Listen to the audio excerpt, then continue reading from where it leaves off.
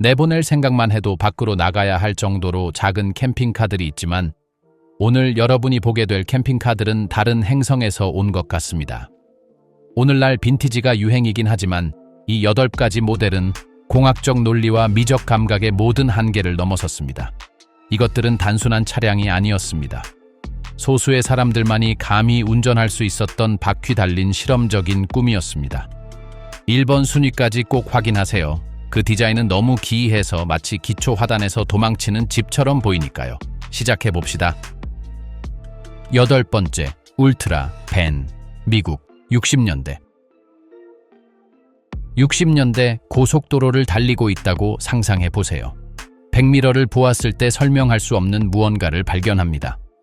교통 흐름 사이로 미끄러지듯 움직이는 날개 없는 비행기 동체처럼 보이는 길고 둥글며 반짝이는 형태입니다. 이것은 꿈도 환각도 아닙니다. 바로 울트라 벤입니다. 항공 엔지니어 데이비드 피터슨이 설계한 이 모터홈은 캠핑카 산업의 모든 기성관념을 깨뜨렸습니다. 다른 제조업체들이 트럭 샤에시 위에 나무 상자를 얹을 때 울트라 벤은 당시 비행기와 똑같은 알루미늄 모노코크 구조를 사용했습니다. 전통적인 프레임도 분리된 세로보도 없었습니다. 모든 것이 일체형이었으며 가볍고 튼튼하며 터무니없을 정도로 미래지향적이었습니다. 길이는 22피트 약 7m였으며 무게는 겨우 1100kg에 불과했습니다. 이는 오늘날의 많은 세단보다 가벼운 수치입니다. 내부에는 완비된 주방, 샤워 시설이 있는 욕실, 이 인용 침대 및 수납 공간이 있었습니다. 그것은 거주 가능한 우주 캡슐이자 현실이 된 디자인의 꿈이었습니다. 문제는 뒤쪽에 있었습니다. 바닥을 평평하고 낮게 유지하기 위해 피터슨은 쉐보레 코베어에서 가져온 후방 엔진을 장착했는데 이는 100마력을 겨우 넘는 공랭식 6기통 엔진이었습니다. 평지나 직선 도로에서 울트라벤은 수용 가능한 수준으로 작동했습니다. 하지만 경사로가 나타나고 도로가 산을 향해 오르기 시작하면 상황이 달라졌습니다. 엔진은 마치 자신을 특별하게 만들어주었던 공기 그 자체와 싸우는 것처럼 점차 속도를 잃기 시작했습니다.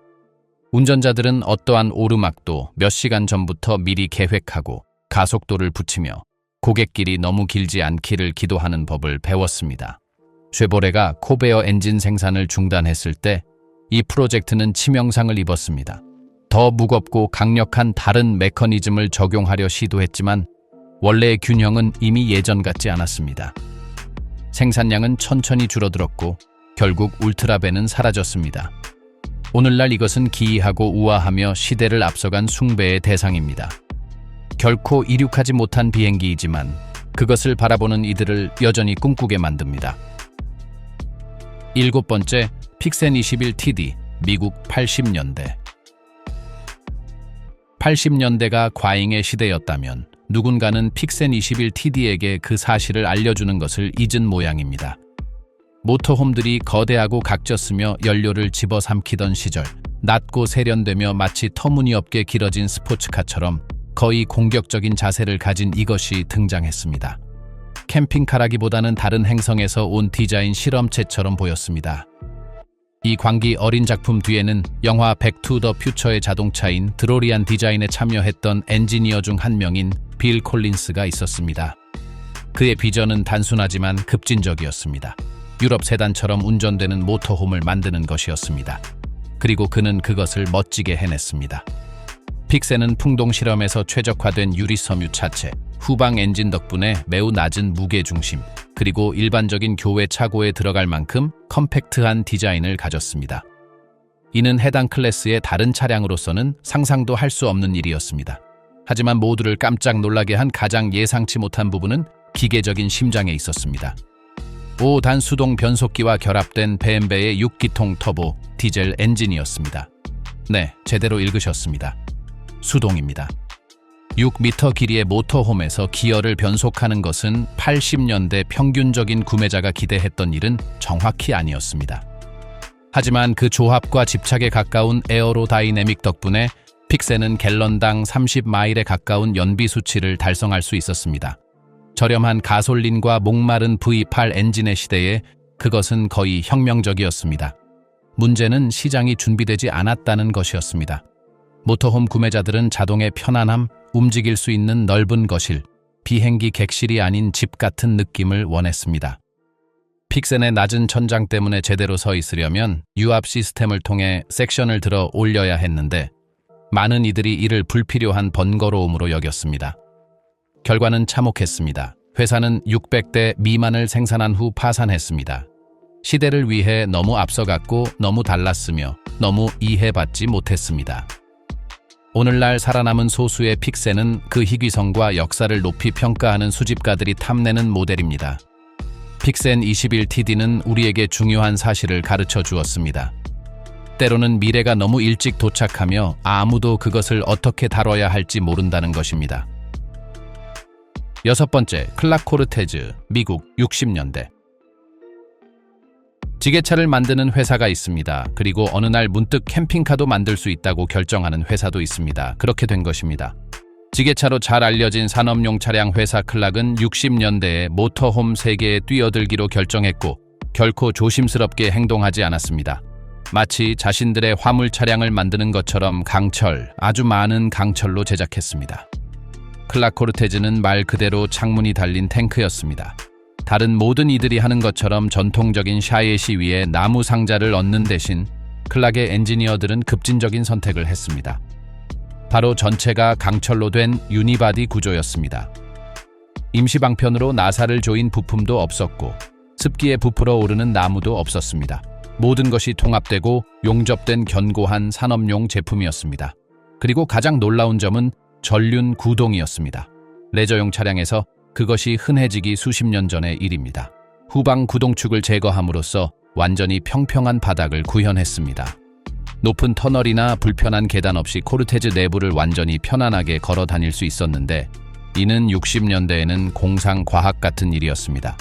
컨셉은 훌륭했지만 그 견고함 뒤에는 분명한 문제가 숨어 있었습니다. 강철은 그것을 믿을 수 없을 정도로 튼튼하게 만들었지만 동시에 터무니없게 무겁게 만들었습니다. 약 3200kg에 달하는 무게를 318 입방인치의 플리머스 V8 엔진인 원래 엔진으로는 품위 있게 움직이기조차 힘들었습니다. 고속도로 속도에 도달하려면 인내심, 아주 많은 인내심과 관대한 오른발이 필요했습니다. 가속은 느릿했고 추월은 전략적인 계획이 필요했습니다. 그리고 보이지 않는 적이 있었습니다. 바로 녹이었습니다. 겨울철 도로에 소금을 사용하는 지역에서는 금속이 아래쪽에서부터 부식되기 시작했습니다. 파괴 불가능해 보였던 것이 세월이 흐르며 주황색 가루로 변해 셰시와 차체를 무자비하게 갉아먹었습니다. 클락 코르테즈는 시대를 앞선 작품이었으며 물건이 어떻게 만들어져야 하는지에 대한 원칙의 선언이었습니다. 영원히 지속되기 위해서 말입니다. 하지만 무게와 부식은 그것의 아킬레스건이었습니다. 오늘날 복원된 소수의 차량은 거의 고집스러운 산업 공학을 감상하는 이들을 위한 수집품입니다. 코르테즈는 무거운 것에 대해 사과하지 않았습니다. 견고함에 대한 존중을 요구했을 뿐입니다. 5번째, 토요타 선레이더 사곱사, 일본 / 미국 80년대. 고급 캠핑카가 인스타그램을 지배하기 훨씬 전 스프린터 사곱사가 모든 모험가의 꿈이 되기 전 거의 파괴 불가능한 작은 전사가 존재했습니다. 토요타 선레이더 사곱사는 가장 크지도 가장 사치스럽지도 가장 눈에 띄지도 않았습니다. 하지만 그것은 아마도 지금까지 만들어진 차량 중 비포장 도로에서 가장 유능한 차량 중 하나였을 것입니다. 베이스는 전설적인 토요타 하이럭스 샤예시였습니다. 훗날 탑기어가 파괴하려고 시도했으나 실패했던 바로 그 모델입니다. 그 파괴 불가능한 플랫폼 위에 제조업체들은 2개의 주요 부품으로 성형된 유리 섬유 차체를 얹었습니다. 비에 부풀어 오르는 나무 패널도 없었고 내부를 습기 배양소로 만드는 끝없는 누수도 없었습니다. 그것은 컴팩트하고 튼튼하며 다른 레저용 차량들이 속수무책으로 고립되는 길에서도 놀랍도록 민첩했습니다. 바위가 많은 오솔길을 기어오르고 시냇물을 건너며 복잡한 지형을 통과해 캠핑객에는 불가능해 보이는 장소에 도달할 수 있었습니다. 기본적인 편안함을 포기하지 않으면서 아스팔트에서 멀어지고 싶은 여행자에게는 모험과 자율성 사이의 완벽한 균형처럼 보였습니다. 문제가 나타나기 전까지는 말입니다. 선레이더의 초기 모델들은 그러한 요구사항을 위해 설계되지 않은 후방축에 너무 많은 무게를 실었습니다. 그들은 풀 플로팅이라 불리는 구성을 사용했는데 이는 이중 바퀴처럼 보였지만 1톤 축에 실제 내구성을 제공하지 못했습니다. 물, 집기, 음식, 승객을 모두 태운 완전 적재 상태에서 스트레스는 극에 달했습니다. 불안한 이야기들이 돌기 시작했습니다. 도로 한복판에서 축이 내려앉는 상황, 고속 주행 중에 누구도 겪고 싶지 않은 위험한 상황들이었습니다. 언제나 책임을 엄격히 여겨온 토요타는 결국 해당 부품들을 강화된 버전으로 교체하기 위한 대규모 리콜을 실시했습니다. 모델의 명성에는 뼈아픈 타격이었지만 일본 브랜드는 옳은 일을 했습니다. 실수를 인정하고 해결한 것입니다.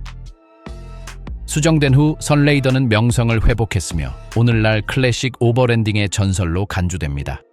이는 거인도 진흙발을 가질 수 있지만 정직함과 적시의 해결책이 전설을 만든다는 것을 보여주는 차량입니다. 아이러니하게도 그 역사를 망칠 뻔했던 일이 결국 전 세계 수집가들이 가장 찾는 캠핑카 중 하나로 만들었습니다. 지금까지 우리는 시대를 앞서갔거나 상식보다 혁신을 우선시했던 매혹적인 기이함들을 보았습니다. 하지만 다음에 올 4가지는 차원이 다릅니다. 이들은 캠핑카라는 아이디어를 물리, 중력, 균형이 더 이상 우선순위가 아닌 영역으로 가져간 것들입니다. 그리고 첫 번째 모델은 단순히 이상한 것이 아닙니다. 그것은 아마도 지금까지 굴러다닌 캠핑카 중 가장 터무니없고 찬란하게 위험한 모델일 것입니다. 준비하세요. 현기증이 시작되려 합니다. 네 번째, 쉐보레 블레이저 샬레, 미국 70년대. 서류상의 아이디어는 훌륭했습니다. 쉐보레 KO 블레이저처럼 튼튼하고 인기 있는 사곱사 차량을 가져와 공장에서 직접 일체형 캠핑카로 만드는 것이었습니다. 집 차고에서 만드는 임시 목공 작업이나 간의 수공업식 개조가 아니었습니다. 깨끗하고 전문적이며 바로 사용할 수 있는 솔루션이었습니다. 그렇게 70년대 쉐보레의 가장 대담한 도전 중 하나인 블레이저 샬레가 탄생했습니다. 통합은 완벽했습니다. 앞좌석 캡과 후방 거주 공간이 연결되어 있어 운전자가 차에서 내리지 않고도 운전대에서 주방으로 이동할 수 있었습니다. 비가 오거나 극한의 추위가 몰아치는 날에는 축복과도 같았습니다. 내부에는 요리하고 먹고 4인이 잘 수 있는 공간이 있었습니다. 가스레인지, 싱크대, 휴대용 냉장고가 모두 사륜구동 블레이저 안에 들어있었습니다. 서류상으로 그것은 모험가의 꿈이었고 기본적인 편안함을 포기하지 않고 원격지로 가고 싶어 하는 이들을 위한 궁극의 도구였습니다. 하지만 그때 물리학이 할 말이 있다는 것을 상기시켰습니다. 문제는 그 높은 유리섬유 지붕에서 시작되었습니다. 뒤쪽에 거주 공간을 만들기 위해 설계자들은 지붕 라인을 상당히 높여야 했습니다. 그 지붕은 그것을 지탱하는 구조물과 함께 차량의 가장 높은 부분에 약 450kg의 무게를 추가했습니다. 갑자기 원래도 낮지 않았던 블레이저의 무게 중심은 공공의 적 1호로 변했습니다. 포장도로에서 샬레는 높은 차량 특유의 흔들림은 있었지만 기대치 안에서 수용 가능하게 작동했습니다. 문제는 아스팔트가 끝날 때 나타났습니다. 바위 길, 가파른 경사로 불규칙한 지형에서 차량은 이상하게 느껴지기 시작했습니다. 운전자들은 직선 주행 중에도 옆으로 기울어지는 것을 느꼈습니다. 높은 곳에 추가된 무게 때문에 블레이저는 진동추처럼 움직였고 모든 요철과 높낮이 차이에서 천천히 회복되었습니다.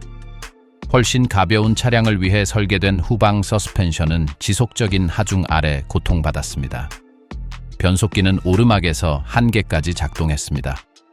멈출 수 없는 오프로더이자 불가능한 길에 탐험가여야 했던 것은 결국 끊임없이 불균형의 끝에 서 있는 무언가처럼 느껴졌습니다. 마치 올바른 자세를 결코 찾지 못하는 외줄타기 광대 같았습니다.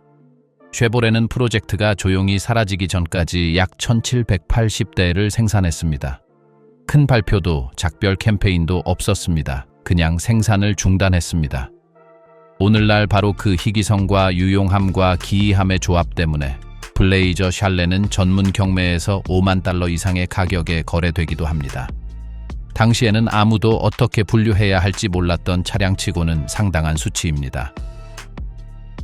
세 번째, 폭스바겐 비틀 슈퍼버거, 미국 70년대. 역사 속에는 창의성과 규제, 부재가 손을 맞잡고 오늘날 우리에게는 직접적으로 터무니없어 보이는 것들을 생산하던 순간이 있었습니다.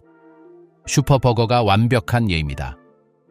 캘리포니아 어딘가에 살던 누군가가 작은 폭스바겐 비틀, 즉 상징적인 풍차바퀴 벌레차를 보고 생각했습니다. 저기 집 한 채가 들어가겠어. 아니요, 지붕 위에 텐트도 아니고 뒤에 다는 트레일러도 아닙니다. 집입니다. 문자 그대로요. 아이디어는 개념 면에서는 단순했지만 실행 면에서는 공포스러웠습니다.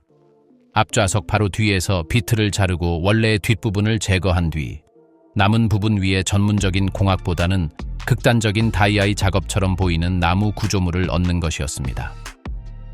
결과물은 훨씬 더 겸손한 목적을 위해 설계된 샤엣이 위에 박힌 작은 오두막이라고 밖에는 설명할 수 없는 무언가였습니다. 내부에서 슈퍼버거는 기본적인 것들을 제공했습니다. 아주 작은 싱크대, 작은 캠핑용 가스레인지, 태아 자세로 2명이 잘 수 있는 공간이었습니다.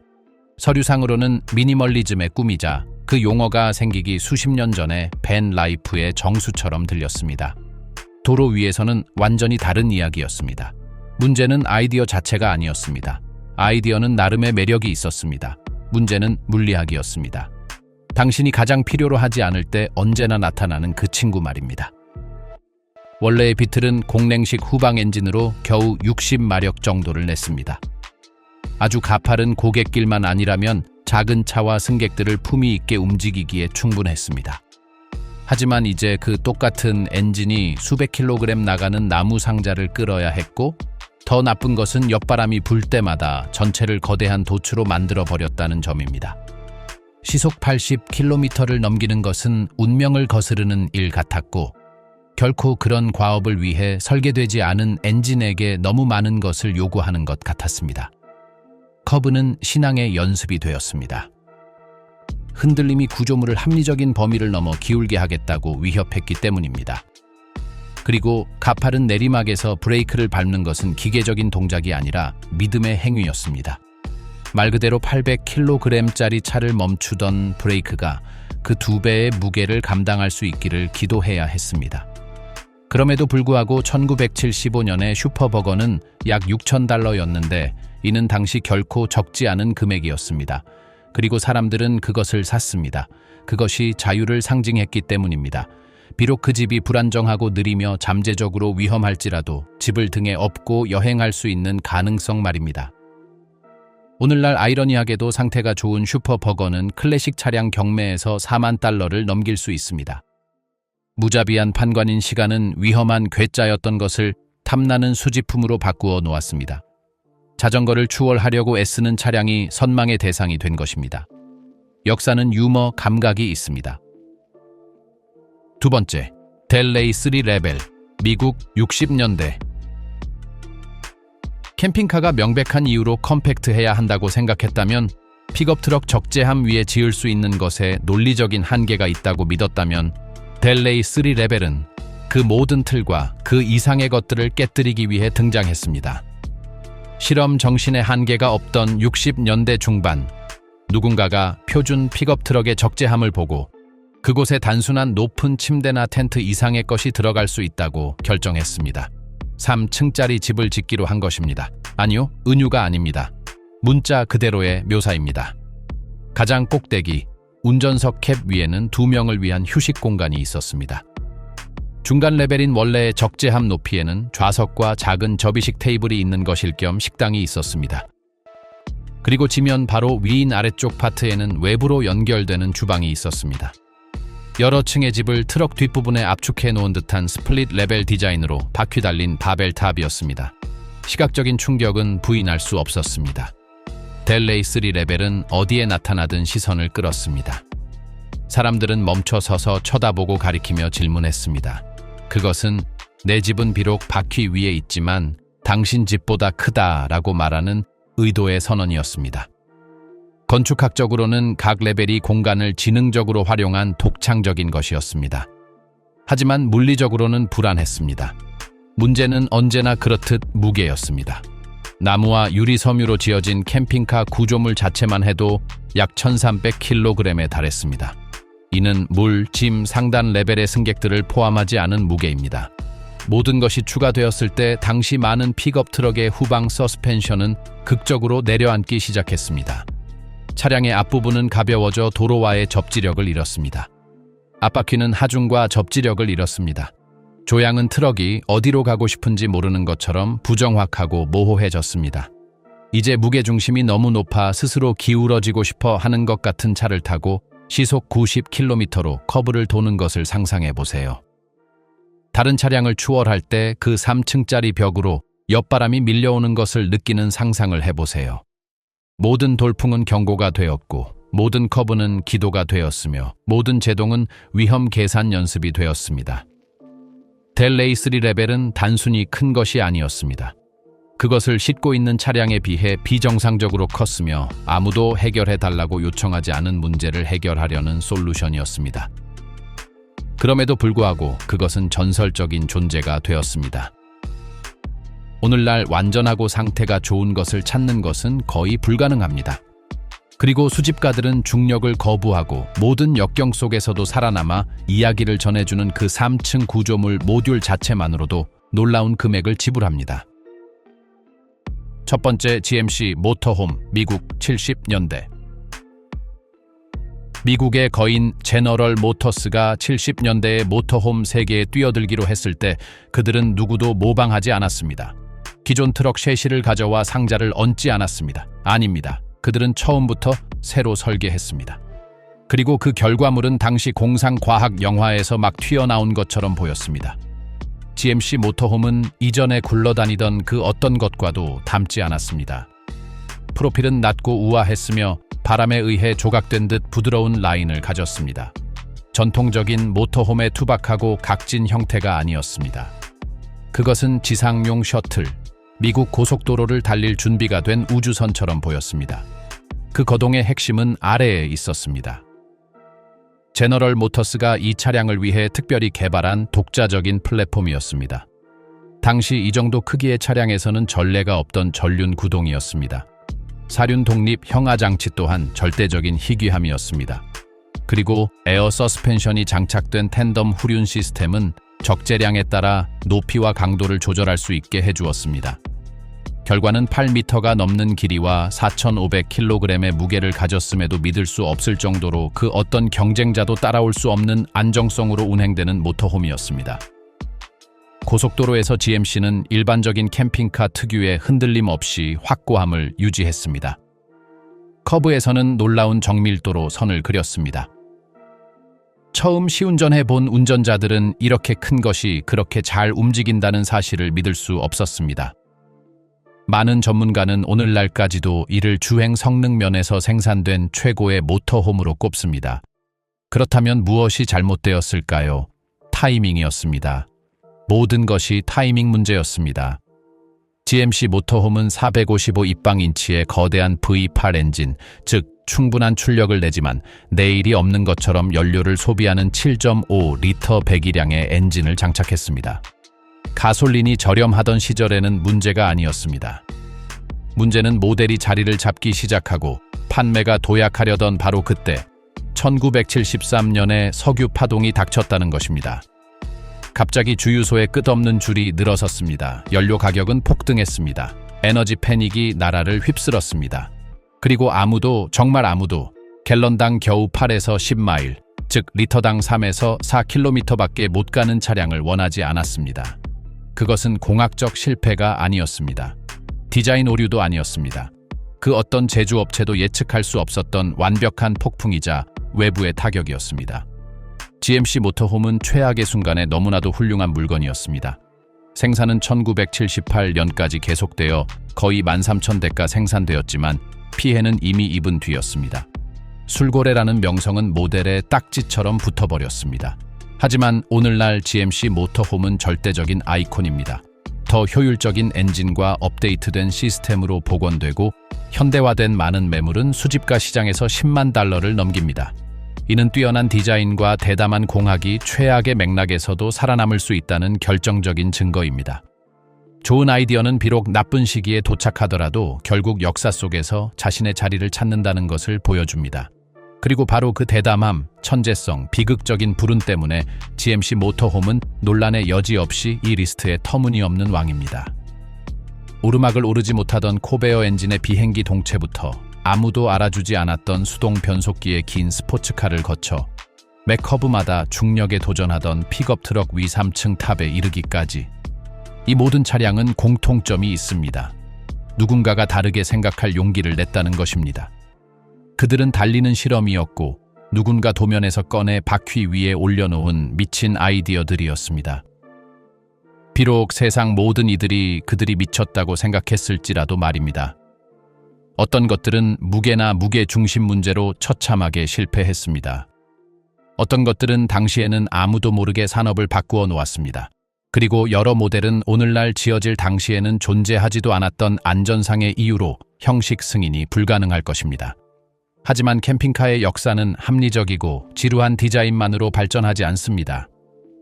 2층을 올리면 어떨까? 라고 감히 질문한 엔지니어들과 함께 발전합니다. 비트를 보고 집을 떠올린 꿈꾸는 이들과 함께 말입니다. 다른 누구라도 찢어버렸을 도면에 서명한 천재적인 광인들과 함께 말입니다. 비록 타이밍이 따라주지 않았더라도 아이디어를 위해 모든 것을 걸었던 기업들과 함께 말입니다.